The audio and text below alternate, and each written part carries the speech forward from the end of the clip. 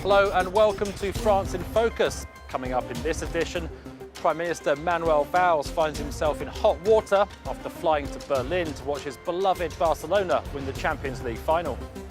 Riot police spark anger when they move in to disperse a migrant camp here in Paris.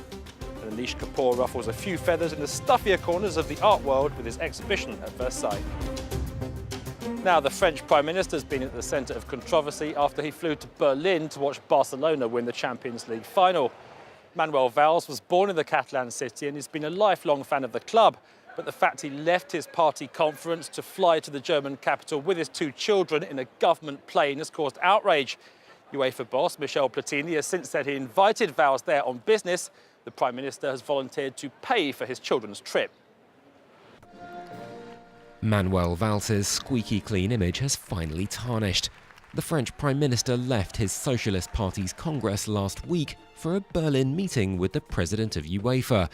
However, Valls would also stop off to watch the Champions League final with his two sons.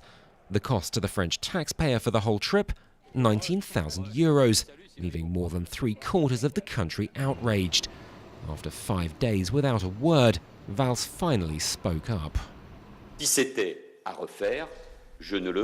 a do-over was possible, I would not do it again. To remove any ambiguity or doubt, I have decided to pay for my two children's trip. In other words, €2,500. His only mistake then, taking his kids along on official travel. Even UEFA chief Michel Platini jumped in, saying the French Prime Minister was indeed in town to discuss Euro 2016. The week before the final, the Prime Minister cabinet contacted my office to say Mr. Valls wanted to meet me face-to-face before the match, and that's what's happened. Once the trip's credentials had been verified, Valls's allies weren't slow to wade in.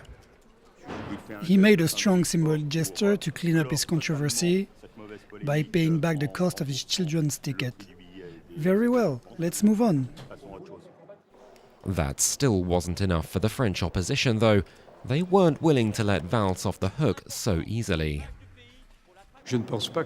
I don't think partially paying something back changes what this trip was. An excursion to support Barca at the taxpayer's expense. Using government travel for personal ends isn't unheard of, with many politicians taking advantage in the past. However, in a climate of financial crisis and budget shortfalls, most French have little patience for it. Presidents Giscard d'Estaing and Mitterrand both had these practices on their trips. Trips that today would leave us astonished. The real problem today for Valls is one of public relations, since the left wing attacked François Hollande's predecessor Nicolas Sarkozy for his over-the-top style. Now we're seeing that such behavior still exists. Today's social networks don't help either, with the public learning of any potentially suspect behavior long before it might make any headlines. Now, there have been violent scenes this week under this metro viaduct just a stone's throw from Paris's Gare du Nord. Campaigners angry after riot police forcibly cleared a migrant camp which has become a feature of the local landscape of late. It's the second time in 10 days it's been evacuated. Now, rights groups bemoan a lack of housing solutions. The authorities say they're doing all they can. A migrant camp in the heart of the 18th arrondissement in Paris. Until recently, hundreds of Eritreans and Somali nationals lived here in precarious conditions. This is my 5-star hotel. Pati is from Sudan. He fled the war and numerous death threats in his country. His only possessions in this tent include some clothes and blankets donated by local residents. Expect when we will be here, everything it will be changed. But we find different. The situation here is very difficult now, but you know the French people is very kind, they help us. Some of these migrants were part of an evacuation operation which recently took place not too far from here. It involved the use of tear gas and was denounced by MPs from the ruling Socialist Party. A week earlier, another evacuation took place in the Paris neighborhood of La Chapelle. and it was less confrontational. What took place was within the law, in my opinion, because there are residents here. It's unsanitary, and it's humane to say, you're on the street, so let's offer you something. And they say they don't want to go anywhere, they want to stay put. On the outskirts of Paris, centres like this exist, and some of the rooms have been cordoned off for migrants. 45 places have been reserved for migrants from Porte de la Chapelle, and last night there were only 5 who were present. I think this is a decent centre, so when people refuse to come, I don't get it. Despite staying outdoors, migrants mostly prefer living in groups near Paris's train stations. They worry they'll wind up alone if they move to migrant centres outside the city. People here tend to trust charities who help and defend them, and they like staying together because they're scared. When the evacuation was conducted in La Chapelle and the migrants agreed to it, everyone got onto the bus and there was no problem. They agreed to go to the centres. But now there's distrust. Of course there's distrust, but whose fault is that? On Thursday, migrants from the community garden took over an abandoned fire station in Paris, but it was deemed too unsafe for them to live in. And after hours of tense negotiations with the authorities, they agreed to board buses and shift to centres outside the city, where their future continues to remain uncertain.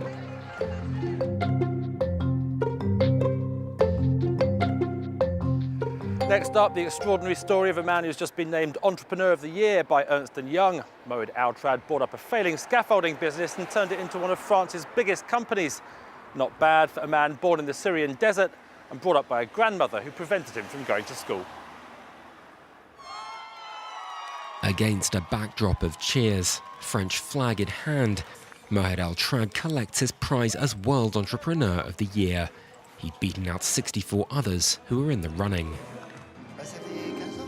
Altrad made much of his money through construction and public works in the southern French city of Montpellier and isn't afraid to show it. A private jet, luxury cars and properties. It's a true tale of rags to riches for a poverty-stricken Syrian Bedouin who never knew the date of his own birth. A thirst for knowledge and success saw him enter school at the age of 10, and eventually he earned a scholarship to study in France at the age of 17. I've come a long way, that's for sure. I'm nothing like this today, but then it was just the beginning. Altrad's business career began building up a head of steam in the 1980s when he picked up a scaffolding company on the edge of bankruptcy while in the south of France. I invested all my savings into business to put it back on track. It worked, and it started generating a profit. That profit we used to buy another business, then another, and another after that. 30 years later, that small business has become the Altrad Group. It reported sales of over 800 million euros last year and employs 17,000 people in 110 subsidiaries worldwide. For Altrad, they're like a second family. A not insignificant part of it has to go back to the staff, and that sends a strong signal to them. It's a huge matter to say I'm giving you 15%. Altrad, however, still has energy to spare for many interests beyond his business empire. He bought Montpellier's rugby club in 2011 and has even written a semi-biographical novel that's currently studied in schools across France. Finally, Anish Kapoor has thrown a cat among the pigeons amid the elegant surroundings of Versailles.